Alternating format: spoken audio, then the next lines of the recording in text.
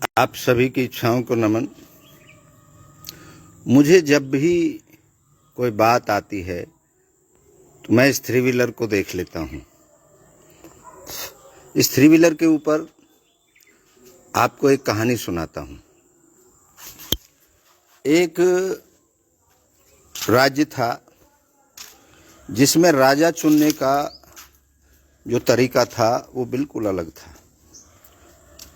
वहाँ का राजा बूढ़ा हो गया, वो संन्यास लेना चाहता था।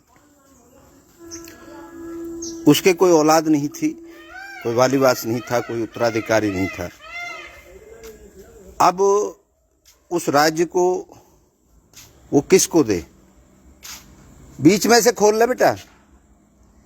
वो राजा किसको बनाए? अब राजा किसको बनाएगा? बड़ा संकट आ जाता है जब कोई औलाद नहीं होती और बहुत बड़ा राज्य था। तो राजा के दिमाग में एक दिन एक इच्छा उत्पन्न हुई। राजा की इच्छा हुई कि राजा रैंडम चुनते हैं, राजघराने से तो सब बनाते हैं। राम राम बेटा, बैठ।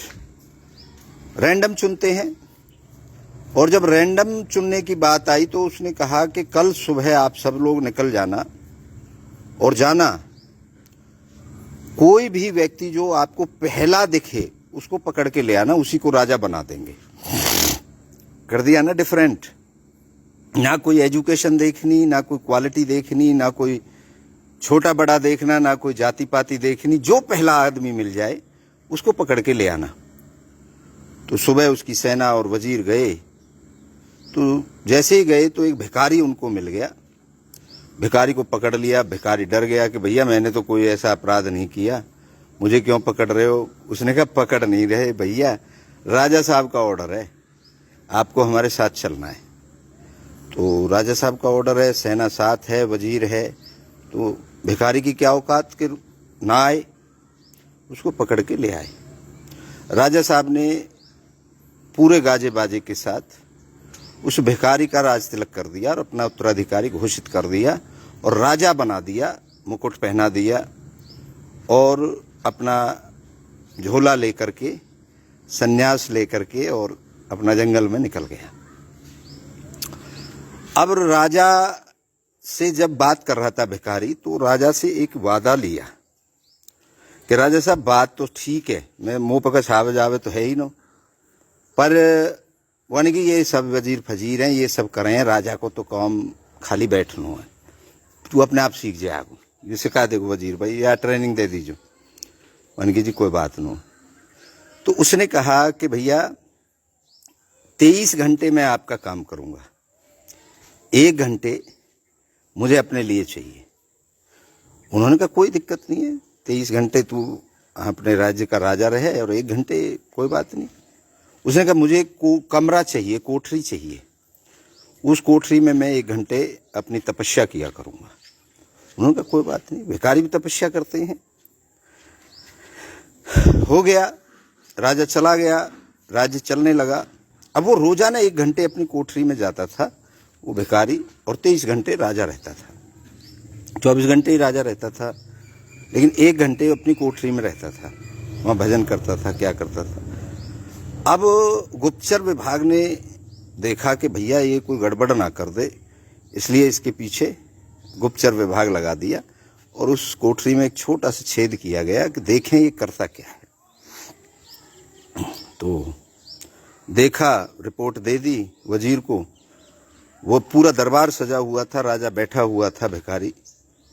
तो उसके पास क्वेश्चन रख दिया कि महाराज आप इस कोठरी में जो करते हो हमें पता है। तो उसने कहा भैया अब क्यों पता किया आपने, मैं क्या करता हूँ? बोले जी वो हमारी मजबूरी है, और आप ऐसा क्यों करते हैं कोठरी के अंदर, आपके पास किस चीज की कमी है? उसने कहा भैया बात सुनो कि तुम्हारा राज्य है, मैंने कमाया नहीं है, मुझे गिफ्ट में मिला है, और तुम्हारा कोई भरोसा नहीं है कब तुम मुझे यहां से लात मार के भगा दो, क्योंकि कमाई हुई चीज पे तो मेरा अधिकार रहेगा, और जो मुझे गिफ्ट में मिली है, गिफ्ट तो खत्म कभी भी हो सकता है। इसलिए वो वहां कोठरी में करता क्या था, वो क्या है कि उसने अपने भिखारी की ड्रेस वहां रखी हुई थी, अपना जो राजा की ड्रेस थी उसको उतार के खूंटी पे रख देता था और भिखारी की ड्रेस को वो पहन लेता था। पहनने के बाद वही कटोरा वहां रखा हुआ था भीख का, और वो दीवारों से भीख मांगता था, वो दीवारों से भीख मांगता था। तो क्यों मांगते हो राजा साहब आप? बोला भैया अगर तुमने भगा दियो और मैं घमंड में आ गो और भीख मांगनी मैंने बंद कर दी तो भैया मैं करूँगा कहा। इसलिए जब भी अहंकार उठे, जब भी घमंड उठे, तो अपनी औकात को चेक कर लेना चाहिए कि हम आए कहाँ से हैं। वही हाल मेरा है। मेरे को जब भी कहीं कोई स्ट्रेस आता है, कोई परेशानी आती है, या कभी ऐसे लगता है कि मैंने बहुत कुछ कर दिया, तो मैं इस 3 व्हीलर को देख लेता हूँ।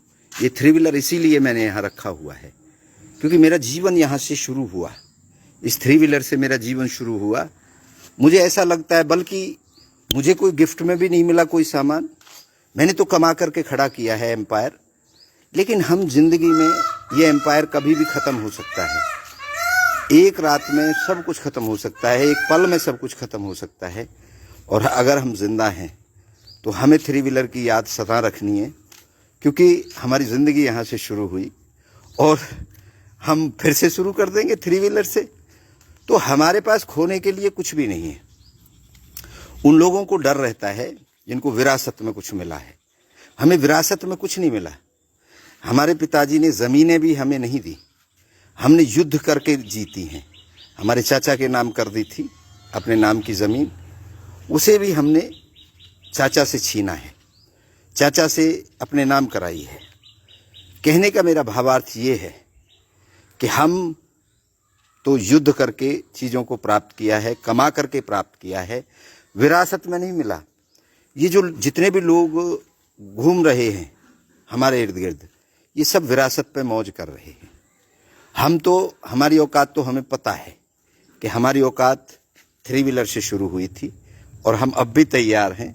हम फिर से नया जीवन 3 व्हीलर से शुरू कर सकते हैं। ये सब जो दिख रहा है आपको, इसको त्याग सकते हैं एक झटके में और आनंद के साथ त्याग सकते हैं। हमें परवाह नहीं है। अब हमारा पिताजी एक ही बात कह रहा है बार बार, मुझे ज़मीन दे दो, मुझे ज़मीन दे दो। सारा जीवन ज़मीन पिताजी के पास ही तो रही, हम तो यहाँ रहे ही नहीं।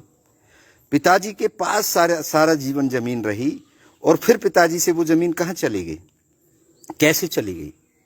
जिस हाथ को मेरे पिताजी बार बार दिखाते हैं मीडिया पे, वो हाथ तो बचपन में टूट गया था उनका, जब वो बचपन में थे, और उसे मीडिया इतने जोर शोर से पेश कर रही है।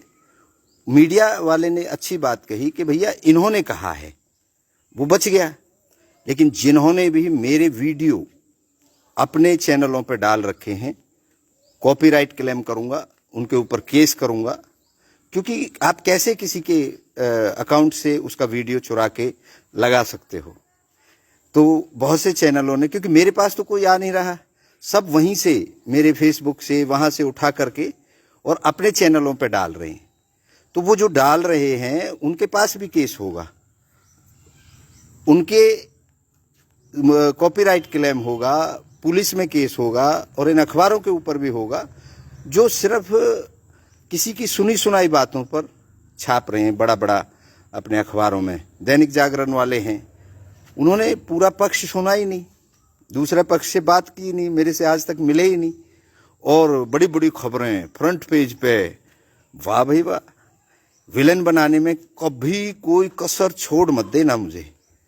लेकिन सांच को आंच नहीं, सच्चाई साफ हो जाएगी।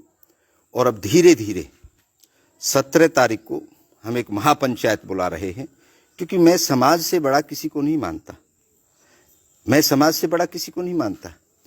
ये पुलिस अदालत ये सब बाद में है। ये पुलिस बाद में आती है, पहले समाज होता है। हमारे इर्द गिर्द जो लोग रहते हैं वो एक सामाजिक प्राणी हैं, और वो समाज होता है, वो देखता है, उसमें वो एक एक चीज़ को नोट करता है। तो मेरी भी एक एक चीज़ को मेरा समाज नोट कर रहा है। पूरा गांव बहिष्कार कर रहा है, पूरा गांव ने हुक्का पानी बंद कर दिया है, पूरे गांव ने पिटाई करी है।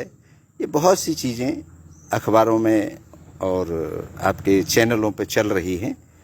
बहुत जो लोग मेरे इस पे फेसबुक पे मेरी वीडियोस पे कमेंट कर रहे हैं, वो बगैर जांचे जज बन रहे हैं, उनके ऊपर भी केस होगा। जो भी बैड कमेंट्स कर रहा है, क्योंकि मेरी छवि को जो भी धूमिल कर रहा है, मुझे अधिकार नहीं है जज बन के किसी की छवि को धूमिल करने का, लेकिन जिनको अधिकार गवर्नमेंट ने दे रखा है, शायद उनको गवर्नमेंट ने दे रखा होगा, फेसबुक से मित्रता होगी, मार्क जुकरबर्ग से उन्होंने सर्टिफिकेट ले रखा होगा कि वो जो मन में आए वो कमेंट कर दें। पहले जांचे बगैर अगर आप नेगेटिव कमेंट्स कर रहे हैं तो सावधान हो जाइए। आप मुझे देख रहे हैं, मैंने किसी का रिप्लाई भी नहीं दिया, मैं तो सफाई भी नहीं दे रहा, मुझे ज़रूरत ही नहीं है। मैं जानता हूं ना रूल रेगुलेशन। 4 वकील मैंने बुलाए हैं, चारों वकील मेरे काम पे लग गए हैं। धीरे धीरे करके एक एक करके सबको कोर्ट से नोटिस पहुंचेंगे, उनके जवाब मांगे जाएंगे और मानहानि के केस होंगे, मानहानि के। क्योंकि जो मैं अपने मुंह से नहीं कह रहा वो आप कैसे चला सकते हैं? किसी आदमी ने रैंडमली कह दिया कि महाराज ये कह रहा था, उसे आपने प्रूफ लिया? नहीं लिया।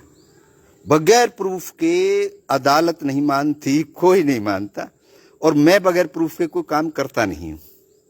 मैं बगैर प्रूफ के कोई काम करता ही नहीं हूं।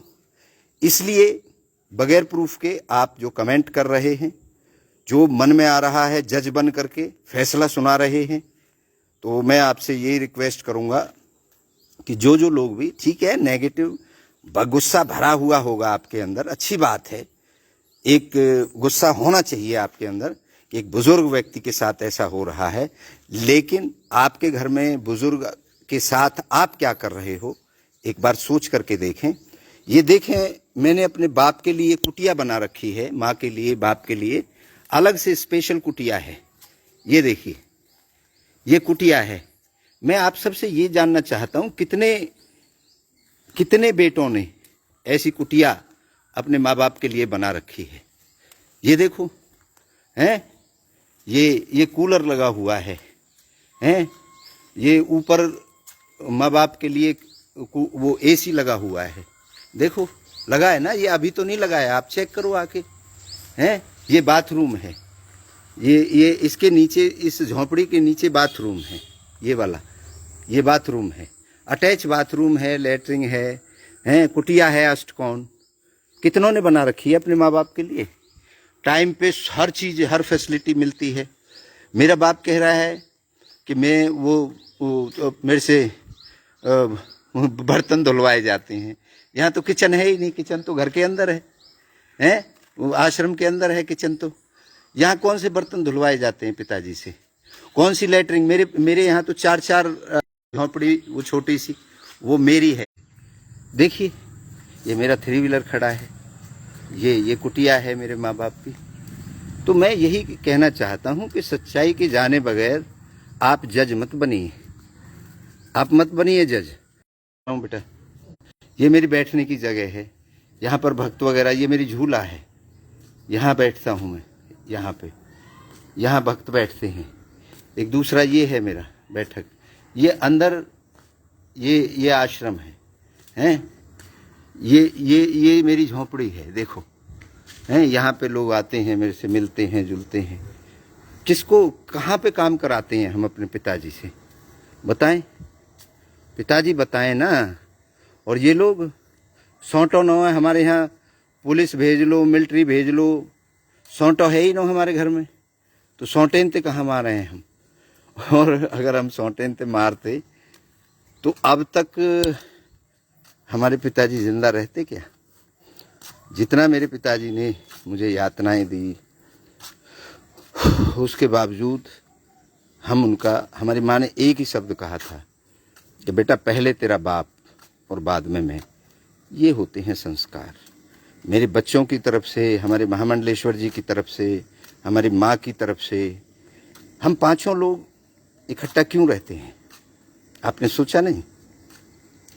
बेटी की शादी कर दी है, बेटी अपनी ससुराल में रहती है, दोनों बेटे, महामंडलेश्वर जी, माता जी, मैं, हम 5 लोग रहते हैं, 5 लोग, और कितने लोग हमारे पास हमारे यहाँ चाय पानी पीते हैं 10-20 लोग। एक कोई नौकरानी भी आ जाती है कभी कभी, नौकर भी आ जाते हैं कभी कभी, हफ्ते में 1 दिन सफाई करने। तो कहने का मेरा मतलब है, हम तो सेवा करने के लिए ये चोला लिया है। और रही ऑथेंटिकेशन की बात, तो मैं तो कानून का बहुत सम्मान करता हूँ, और कानूनी तौर पे हम संत बने हैं। कोई ऐसे नहीं कि ऐसे कपड़ा पहन लिया ये लोग, अरे यूँ तो लाल लत्ता ने पहन के ठगले है, ठग है यूँ तो, ऐसे ऐसे शब्द मुझे सुनने को मिलते हैं। पर मेरा गांव है, मेरे भाईचारा है, मेरे अपने लोग हैं, इन पे दया करता हूँ जो लोग इस तरीके से, क्योंकि उनके अंदर अकल नहीं है। उन्होंने यहाँ बल्लभगढ़ फरीदाबाद से आगे की दुनिया नहीं देखी। उनका कसूर नहीं है। उनको ऐसा लगता है कि कमाना केवल यही होता है कि आप खेतों में जाओ या ड्यूटी लग जाओ। वो बिजनेस तक नहीं कर सकते। नौकरी मैंने की, 3 व्हीलर मैंने चलाया, 15 दिन भूखा मैं रहा, फुटपाथ पे मैं सोया, ठीक है, बिजनेस मैंने किया, और एक नहीं कई बिजनेस किए। तो मैं तो वहाँ से अनुभव के उससे आया हूँ। और परवरिश जैसे मैंने आपको बताई दिया, मेरे मामा के यहाँ हुई। तो मेरा दौर, तो मेरा जो ज़िंदगी का सफ़र है ये तो, और आनंद तो मेरी मजबूरी है। मेरे को इतना स्ट्रेस रहता है, और मैं अपने आप से चैलेंज लेता हूँ। मुझे किसने कहा था बाबा जी बन जाए? मुझे किसने कहा था नौकरी छोड़ के अपना बिजनेस कर ले? मैं अपने आप से संघर्ष लेता हूँ। मेरी अगर कहीं कोई चैलेंज मुझे मिलता है तो अपने आप से मिलता है, मेरी अपनी इच्छा होती है। मेरी इच्छा हुई तो मैंने अपने पिताजी को ढूंढ लिया। मेरी इच्छा जो भी होगी ना अंदर से, मेरी इच्छा हुई तो मैंने डांस किया। मेरी इच्छा हुई तो मैंने 50,000 रुपये उस दिन लगाए, 50 किलो लड्डू मंगाए। मुझे पता था कि ये लोग ज़्यादा मेरे बाप को नहीं झेल पाएंगे, क्योंकि मैं जिस तरीके से इनके ऊपर शिकंजा कस रहा था, बहुत बुरी तरह से ये बिलबिला गए। जब ये बिलबिला गए, अब ये जो ठेकेदार बन रहे हैं, गांव के अंदर बुरा मैसेज गया, गांव के अंदर ऐसा हो गया वैसा। मैं इनसे ये कहना चाहता हूँ, जो 5-7 दिन पोस्टर लगे रहे, सोशल मीडिया पे चलता रहा, तब ये लोग कहाँ थे? जब मेरी यात्रा शुरू हुई, अश्लील डांस मैंने शुरू किया, ये कह रहे हैं अश्लील डांस किया। अश्लील डांस जब मैंने शुरू किया तो ये कहाँ थे? इनकी हिम्मत कहाँ चली गई थी? कहाँ चली गई थी? रोक देते मेरे को, लेकिन नहीं, भीड़ बनानी थी। और भीड़ कैसे बनाई? मेरे बाप के कंधे पे सिस्टम को रख करके। और फिर भीड़ का तो आपको पता ही है, अकेला आदमी रोक के दिखा देता मेरे को। अब रोक के दिखा दे, अब मेरी जो इच्छा होगी उसे कोई नहीं रोक सकता। मैंने तो कल भी यहाँ ढोल बजवाया है, कल भी डांस किया है, क्योंकि कल मेरे जिनको मैंने भाई मान रखा है, अमर सिंह जी ठाकुर बम्बई वाले, उनका जन्मदिन था परसों तो मैं थाने में रहा, थाने में मेरा काम था, तो मुझे पता नहीं चला। कल मुझे पता चला तो मैंने कल उनका 11 किलो लड्डू बांटे। अब ये थोड़ी है कि आप लोगों को नहीं मिले तो मतलब मैं ऐसे ही 11 किलो लड्डू मंगाए और डांस किया और ढोल मंगाए। और ढोल वाला भी बता दूंगा, हमारे गांव के जो हमारे लड़के हैं वाल्मीकि समाज के, उनके ढोल मंगाए, 1500 रुपये उनको दिए ढोल बजाने के 1500 रुपये दिए। छोटे छोटे बच्चों ने जन्मदिन मनाया मेरे भाई का, और 11 किलो लड्डू मंगवाए मैंने 3300 रुपये के। तो मैं खर्च करना जानता हूँ, मुझे 7 पीढ़ियों के लिए इकट्ठा नहीं करना। मुझे पता है कि मैं नंगा आया हूँ और नंगा ही चला जाऊंगा एक दिन। एक दाना साथ लेके नहीं जाऊंगा। जब मैं उनको पढ़ता हूँ, सिकंदर जिसने पूरी दुनिया पर राज किया, उस सिकंदर की जो अगली पीढ़ी थी वो भीख मांगती थी, जो विश्व विजेता था। तो ये कब खत्म हो जाए, एक बारिश में कब बह जाए, एक हादसे में कब सब कुछ खत्म हो जाए, अगर हमारी सांस बचेगी तो हम फिर से 3 व्हीलर चला करके जीरो से फिर अपना काम कर सकते हैं, क्योंकि हम भूले नहीं हैं 3 व्हीलर हमने अपने घर पे खड़ा कर रखा है।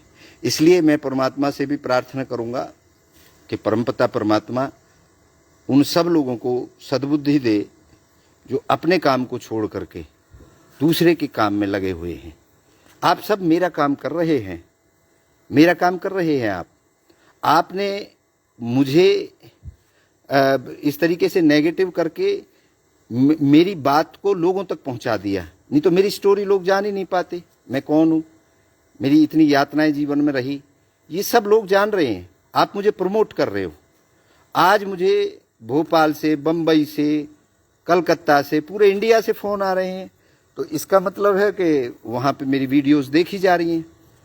मेरे शुभचिंतकों के फ़ोन आ रहे हैं। मेरे अब मुझे ये भी मालूम पड़ गया कि कौन मेरा अपना है और कौन पराया है, क्योंकि दुख की घड़ी में जो आपके साथ खड़ा है वो आपका अपना है। गांव में से केवल एक आदमी ऐसा निकला जो मेरे साथ, उसने कह दिया जो कुछ भी है सब तुम्हारा है। और अब धीरे धीरे करके गांव के लोग आने लगे। वो आदमी उस समय खड़ा था जब सब छोड़ के चले गए थे, उस समय भी खड़ा था और अब भी खड़ा है। अब लोगों का तांता लग रहा है, लोग आ रहे हैं, गुरुजी हम आपके साथ हैं, हम आपके साथ हैं, हम आपके साथ हैं। उनका स्वागत है, उनका स्वागत है। जिसको जब बुद्धि आ जाए, मुझे लठ नहीं बजाना, मुझे केवल सच्चाई का पर्दाफाश करना है। ये जो लोग, क्योंकि मैं पढ़ा लिखा आदमी हूं, मैं एक शब्द को पकड़ लेता हूं। आप जो बोलते हैं ना, आपको पता नहीं चलता। श्रद्धांजलि कहना नहीं आ रहा है वकील साहब को, श्रद्धांजलि कहना नहीं आ रहा है। वो उस पर फरीदाबाद न्यूज़ पे पड़ा है, आप सुनिए, श्रद्धांजलि को सुनिए क्या कहते हैं हमारे वकील साहब जो पंच बन रहे थे, उनका जरा सुनिए तो सही, शब्द तो सुनिए। तो पढ़ाई लिखाई अनुभव जिंदगी में बड़ा मायने रखता है। आप ऐसे ही जज बन जाओ, अगर ऐसे ही जज बनते ना तो जज के लिए इतना कंपटीशन नहीं देना पड़ता। लेकिन आप तो पेल दे हो ना, मुझे झूठा कह रहे हो, अरे मेरा एक झूठ तो पकड़ के दिखाओ। मैंने अपने बाप को निकालने के लिए कुछ भी कहूँगा, मैं तो कुछ भी स्टोरी करूँगा। तुम्हारे दिमाग से खेल लिया ना, मैं तुम्हें पागल बना दिया ना मैंने, और निकलवा लिया अपने बाप को, निकाल के ले आए ना, मैं थोड़ी लाया हूँ अपने बाप को। और वहाँ से भी गांव तक पहुँचा दिया अपने बाप को सेफ एंड सिक्योर। और मेरा बाप और मैं, हम एक हो जाएंगे। ये कि एक बार थोड़ी हुआ है, ये 4 बार हो चुका है, 3 बार पहले हो चुका है, ये चौथी बार है। क्योंकि मेरे बाप को भी पता है और मुझे भी पता है कि इसके मेरे अलावा मेरे बाप का कोई नहीं है इस दुनिया में। और मेरे बाप को भी पता है कि मेरे बाप के अलावा मेरा कोई नहीं है दुनिया में। और उसको भी पता है कि मेरे बेटे के अलावा मेरा कोई नहीं है। ये लोग केवल मुझे टॉर्चर करते हैं। अब मेरे बाप ने कहा है उस पर कि मेरे बहनेऊ पर नंबर हो, अब बहनेऊ को भी लपेटेंगे, पकड़ेंगे। आपने क्यों छुपा रखा था? आपने क्यों छुपा रखा था? और छुपा रखा था तो मेरे बाप को 3 दिन साइकिल चला के आना पड़ा। यही रिश्तेदारी है? उसे गाड़ी में बिठा के नहीं ला सकते थे? उसकी हालत क्या हो रही है और कहाँ पे अलीगढ़ में, किस घर में, किस गांव में आपने रखा हुआ था, ये फूफा से पूछा जाएगा। मैं नहीं पूछूंगा, ये समाज पूछेगा। 17 तारीख को अरुण जैलदार जी से मैंने अपील करी है कि बामनपाल की पंचायत होगी, और उसमें भी अगर मुझे न्याय नहीं मिलेगा तो फिर पूरे सनातन धर्म की, पूरे देश की, संतों की एक महापंचायत और बुलाई जाएगी। अगर मुझे यहाँ न्याय नहीं मिला किसी कारण से, यहाँ भी अगर राजनीति और पार्टीबाजी हो गई, तो फिर पूरे देश के संतों को, संत समाज को आह्वान किया जाएगा और उससे भी बड़ी पंचायत बुलाई जाएगी। और अगर वहाँ भी मुझे न्याय नहीं मिला तो मैं मजबूर होकर के अपना धर्म बदल लूँगा। मुझे कोई नहीं रोक सकता, क्योंकि ये मेरी इच्छा है। लेकिन पहले दरवाजे दरवाजे तक जाऊँगा, मुझे न्याय दिला दो, मुझे न्याय दिला दो। क्योंकि मेरी छवि को आपने बिल्कुल ख़त्म कर दिया है। और जिन जिन लोगों ने मेरी छवि पे दाग लगाए हैं उनको बख्शेंगे नहीं हम। क्यों? क्योंकि हमें ड्यूटी थोड़ी जानो है ना, हमें बिजनेस में घाटो नफा होनो। हम तो बाबा जी हैं, फकीर हैं, हमारे पास तो टाइम ही टाइम है। हमें चाहे जेल में बंद करा दो या हमें फांसी चढ़ा दो, हमें चिंता न है। हम तो अपना पिंडदान कर चुके वादिन, हम तो पिंडदान कर चुके, हम तो नया जीवन जी रहे हैं अब। और वो हमने चुना है, हमारे ऊपर किसी ने दबाव नहीं दिया। ये हमारी इच्छा हुई कि अब हम संत बन करके, मैंने कितने काम करे हैं सोशल, ये बताएंगे धीरे धीरे करके। जिस दिन से मैं महात्मा गिरी में आया हूँ उस दिन से मैंने कितने सोशल काम करे हैं। कहाँ कहाँ तक संतों की रक्षा करी है, सुरक्षा करी है, कहाँ कहाँ तक गरीबों की हेल्प करी है, वो सब लोगों को भी लेके आएंगे। बाहर सबके वीडियो बनेंगे, जिनको मैंने चप्पलें पहनाई, जिनको मैंने कंबल बांटे, जिनको मैंने शॉल उठाए, जिनके बच्चों की मैं फीस भर रहा हूँ, वो सब लोग तैयार बैठे हैं। मैंने बेटी बचाओ बेटी पढ़ाओ के लिए इतनी लंबी यात्रा करी, मैंने तिरंगा यात्रा करी, मैंने परिक्रमाएं बनाई, मैंने गोवर्धन इतना बड़ा बना दिया, 31 कार्यक्रम सामाजिक मैंने इस पे रक्षाबंधन पे घेवर, और जितनी भी लड़कियां मेरे मंदिर पे, मेरे आश्रम पे राखी बांधने आती उनको सबको एक एक चैन दी। मेरे यहाँ हर बार चूड़ी बिंदी तीज का मेला लगाया जाता है इच्छा पूर्ति धाम पे। कहने का मेरा मतलब है कि ये रास्ता मैंने चुना है, मजबूरी नहीं है मेरा, और ये भी मजबूरी नहीं होगी अगर इस धर्म में मुझे न्याय नहीं मिलेगा, इस समाज से मुझे न्याय नहीं मिलेगा तो मैं दूसरा धर्म, क्योंकि कितने हैं आप लोग, हम लोग कितने हैं, लेकिन मैं अपने धर्म में पैदा हुआ हूँ, अपने धर्म का सम्मान करता हूँ। सनातन की मैं मतलब धन्यवाद करता हूँ, जहाँ जो भी शक्ति जिससे भी मुझे जन्म हुआ, मुझे गर्व है अपने धर्म के ऊपर। लेकिन जो लोग जिन पर सनातन लिखना नहीं आता वो मेरा टेस्ट ले रहे थे, सनातन धर्म ये कहता है, सनातन धर्म वो कहता है, सनातन धर्म, अरे सनातन धर्म में तो सारे काम होते हैं बेवकूफ़ों। बलि दी जाती है, ठीक है, शराब चढ़ाई जाती है, और तुम सब लोग शराबी तो हो, तुम क्यों शराब पीते हो? मेरे लिए वीडियो दिखा रहा है एक यहाँ, वो उसको भी देखेंगे, वो नहीं है, वो खुद वो भी नहीं है ब्लॉक वाला, उसकी भैया की घरवाली ब्लॉक वाली है, मेरे पास साइन है उनकी, और वो ब्लॉक वाला नारियल फोड़ता घूम रहा है, वो वीडियो लेकर के घूम रहा था वहां उस दिन, उसको न्यूज वाले को दिखा रहा था। उसके घर पे जाके देखो, सरकारी नल से पानी पीते हैं वो लोग। मेरा मुकाबला करोगे? सरकारी नल से पानी पीते हैं, और एक किसी प्राइवेट स्कूल में पढ़ाता है, एक छोटी सी गाड़ी ले ली तो अब अपने आप को इतना सा है बेचारा। बताओ तू मेरे से मुकाबला करेगा?